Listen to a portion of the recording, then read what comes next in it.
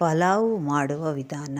Soya bean ತರಕಾರಿ ಬಳಸಿ ಪಲಾವನ್ನು ಮಾಡಿದರೆ ಆರೋಗ್ಯಕ್ಕೆ ಒಳ್ಳೆಯದು. ಸೋಯಾಬೀನು ಅಕ್ಕಿಯನ್ನು ತೊಳೆದುಕೊಂಡು ರುಬ್ಬುವುದಕ್ಕೆ ಶುಂಠಿ, ಬೆಳ್ಳುಳ್ಳಿ, ಚಕ್ಕೆ, ಲವಂಗ, ಮೆಣಸಿನಕಾಯಿ, ಕೊತ್ತಂಬರಿ, ಕರಿಬೇವು, ಟೊಮೊಟೊ, ಈರುಳ್ಳಿ ಸ್ವಲ್ಪ ರುಬ್ಬಿಕೊಂಡು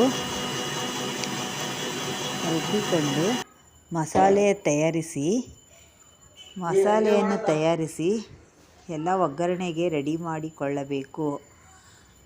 ಮಾಡಿಕೊಂಡು ಸೋಯಾಬೀನು ತುಂಬ ಆರೋಗ್ಯಕ್ಕೆ ಒಳ್ಳೆಯದು. ಎಣ್ಣೆ, ಸಾಸಿವೆ ಹಾಕಿ ಸಿಡಿಯುತ್ತಾ ಆದ ಮೇಲೆ ಪಲಾವ್ ಸಾಮಾನು ಹಾಕಿ ಟೊಮೊಟೊ, ಈರುಳ್ಳಿ, ತರಕಾರಿಗಳನ್ನು ತೊಳೆದುಕೊಂಡು ಕಟ್ ಮಾಡಿ ಹಾಕುವುದು. ತರಕಾರಿ ಹಾಕಿ ಸ್ವಲ್ಪ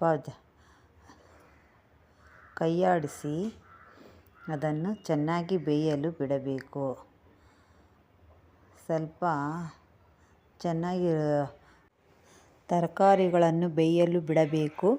ನೀರಿನ ಅಂಶ ಬಿಡುವ ತನಕ ಬೇಯಿಸಬೇಕು. ನಂತರ ಸೋಯಾ ಚಂಕ್ಸನ್ನು ತಿನ್ನುವುದು ಒಳ್ಳೆಯದು. ಸೋಯಾ ಚಂಕ್ಸ್ ಒಳಗೆ ಪ್ರೋಟೀನು ಜಾಸ್ತಿ ಇರುತ್ತೆ. ಸೋಯಾ ಚಂಕ್ಸನ್ನು ಹಾಕಿ ನಂತರ ಸೋಯಾ ಚಂಕ್ಸು ಹಾಕಿದ ಮೇಲೆ ರುಬ್ಬಿದ ಮಸಾಲೆ ಹಾಕಿ ಸ್ವಲ್ಪ ಬಿಡಬೇಕು. ಸೋಯಾ ಚಂಕ್ಸ್ ಎಲ್ಲ ಮಸಾಲೆಯನ್ನು ಹೀರಿಕೊಂಡರೆ ಟೇಸ್ಟಿಯಾಗಿರುತ್ತೆ. ಸ್ವಲ್ಪ ತಾದ ಮೇಲೆ ರುಬ್ಬಿದ ನೀರು ಅರ್ಧಷ್ಟು ಇರುತ್ತೆ. ಅಕ್ಕಿಯನ್ನು ಹಾಕಿ ಅಕ್ಕಿ 2ರಷ್ಟು ನೀರನ್ನು ಹಾಕುವುದು ಒಳ್ಳೆಯದು. 1ರಷ್ಟು ರುಬ್ಬಿದರೊಳಗೆ ಇರುತ್ತೆ. ಇನ್ನೊಂದಷ್ಟು ಎಕ್ಸ್ಟ್ರಾ ನೀರು ಹಾಕಬೇಕು. ಅಕ್ಕಿ ತೊಳೆದು ನೆನೆಸಿರುತ್ತೀವಲ್ಲ, ಅದಕ್ಕೆ ಅಕ್ಕಿ ನೋಡಿಕೊಂಡು ನೀರು ಹಾಕಬೇಕು. ಸ್ವಲ್ಪ ಅಕ್ಕಿ ನೆನೆಸೋದರಿಂದ ನೀರನ್ನು ಹೀರಿಕೊಂಡಿರುತ್ತೆ, ನೋಡಿಕೊಂಡು ಹಾಕಬೇಕು. ಅಕ್ಕಿ 2ರಷ್ಟು ನೀರು ಹಾಕಿದ್ರೆ ಒಳ್ಳೆಯದು. 4 ಜನಕ್ಕೆ ಆಗುವಷ್ಟು ಸೋಯಾ ಚಂಕ್ಸ್ ಪಲಾವ್ ರೆಡಿಯಾಗುತ್ತೆ. ದಿಢೀರನೇ ಮಾಡಬಹುದು. ಅರಿಶಿಣ ಹಾಕಬೇಕು.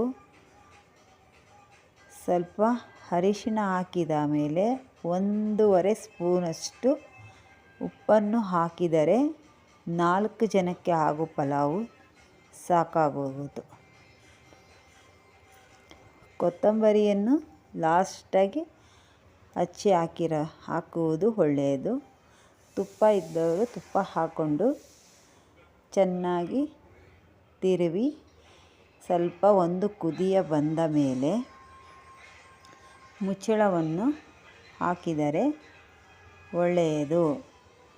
ಮುಚ್ಚಳ ಹಾಕಿದ ಮೇಲೆ 2 ಕೂಗಿಸಿ ಓಪನ್ ಮಾಡಿದರೆ ಪಲಾವ್ ರೆಡಿಯಾಗಿ ಮೊಸರು ಬಜ್ಜಿಗೆ ತಯಾರಾಗಿದೆ. ಬಿಸಿಯಾಗಿ ತಿನ್ನಬಹುದು.